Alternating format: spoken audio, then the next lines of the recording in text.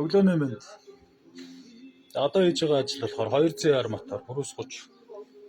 Үйлчлэгээний ажлууд хийж байна. Галзуу угаалга үйлчлэгээний ажил хийн. Борсонкнуудыг арай. Ийм. Борсонкон дээр манайхаа энэ бензин идээд байгаа хүчгүй байгаа энэ асуудлууд чинь болохоор энэ ийм баггүй. 4 цилиндртэй машин дээр одоо 4 борсонк ажиллахад одоо энэ нэг цацалтай нөх нь 12 шиг нөхтэй. Энэ борсонкнууд энэ бохирдлоосоо болоод ингээ бөвлөрөнгүүд бензин тоосруулж цацж чадахгүй болоод дутуу цацаад эхэлнэ. Одоо энэ ямар ч нөх байхгүй харагдаж байна. Тэгэнгүүт ганцхан яндан мэдрэгч байгаа штэ.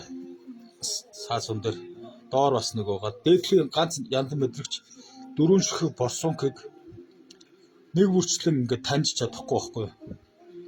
Одоо жишээ нь за энэ 2 дугаар цилиндрийн борсонк 122 ингээд дутуу ажиллаа гэхэд түлш хүрэхгүй байна, хангалтгүй байна, ажлын холимог ядуу байна гэд компьютер руу түлш багтаа байна гэж өгчдөг байхгүй. Энэ тоосруулж цацж чадахгүй болохоор.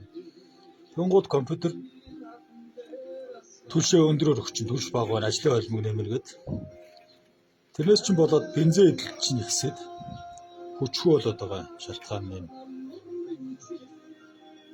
Тийм болохоор энэ борсонкын тоосруулан цацгчийн борсонк бол их чухал эд шүү. Энд ач холбогдол өгч явах хэрэгтэй байна. HR-ыг цэвэрлэмээр байна энэ арай. Би битүү. Энэ яаж хаазаавч яваад ирсэн гэхээр.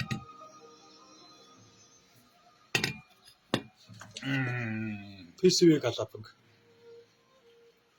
Битүү. Ийм байна. За үйлчлэгээний ажлууд хийж шүү.